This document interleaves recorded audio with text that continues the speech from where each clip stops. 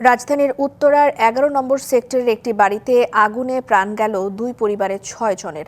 আহত কয়েকজনকে ভর্তি করা হয় হাসপাতালে। সকাল ৭:৩০টার দিকে লাগা এই আগুন প্রায় আধা ঘন্টার চেষ্টায় নিয়ন্ত্রণে আনে ফায়ার সার্ভিস। ধারণা করা হচ্ছে ৭তলা ভবনের দোতলায় রান্নাঘর থেকে আগুন লাগতে পারে। ঘটনা তদন্তে নেমেছে সিআইডি এবং পিবিআই। এদিকে ঘটনাস্থল পরিদর্শন করেছেন জামায়াত আমিরও।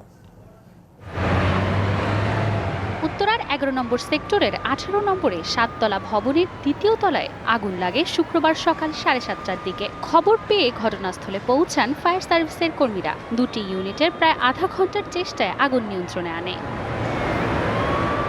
এ সময় ১৩ জনকে জীবিত উদ্ধার করেন ফায়ার সার্ভিসের কর্মীরা। পরে তাদের রাজধানীর বিভিন্ন হাসপাতালে পাঠানো হয়। কেউ দগ্ধ না হলেও অতিরিক্ত ধোঁয়ায় আহত ২ পরিবারের ৬ জন হাসপাতালে চিকিৎসাধীন অবস্থায় মারা যান। ফায়ার সার্ভিস ভিতরে যাইতে পারে নাই, এদিকে পানি দিছে মই দিয়ে আর ওই পাশে পানি ছিল, আধা ঘন্টা পরে মানে ভিতরে গেছিল। ফায়ার সার্ভিসের যন্ত্রপাতি না থাকার কারণে এই লোকগুলো মারা গেছে। প্রত্যক্ষদর্শীরা জানান ওই বাড়িতে আগুন দেখে ফায়ার সার্ভিসকে খবর দেন তারা। ছাদে তালা দেওয়া ছিল, তালা পরে ফায়ার সার্ভিসের লোকজন এসে তালা ভেঙে ওদেরকে উদ্ধার করেছে। পাশে বিল্ডিং থেকে উঠে গ্রিল ভেঙে তারপর 2 জন উদ্ধার করছি। আহত কয়েকজনকে তাৎক্ষণিক কুয়েত মৈত্রী হাসপাতালে চিকিৎসা দেওয়া হয়। পরে উন্নত চিকিৎসার জন্য কয়েকজনকে স্থানান্তর করা হয় অন্য হাসপাতালে।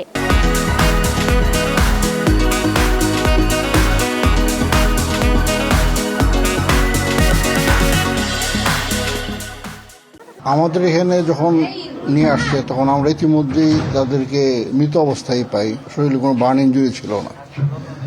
তারা সম্ভবত এখানকার এই গ্যাসের আগুনের ধোঁয়ায় শ্বাসরুদ্ধ হয়ে মারা গিয়েছেন। তাদেরকে তাদের কারো কোনো অভিযোগ না থাকায় তাদের ঊর্ধ্বতন কর্তৃপক্ষের সাথে আলোচনা করে তাদের পরিবারের জিম্মায় দিয়ে দেওয়া হয়েছে। বিকেলে ঘটনাস্থল পরিদর্শন করে জামায়াত আমির। এ সময় শোকার্ত পরিবারকে সান্ত্বনা দেন তিনি। আমাদের সহকর্মীরা এখানে আছেন, তারা খোঁজখবর রাখবেন, নিবেন, পাশে থাকবেন ইনশাআল্লাহ। আমাদের পক্ষ থেকে যদি আরও কিছু করণীয় থাকে ইনশাআল্লাহ আমরা সেটাও করার চেষ্টা করব।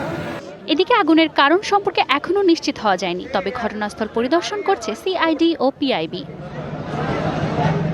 Manjuma Afroz Nilima, DBC news, Dhaka.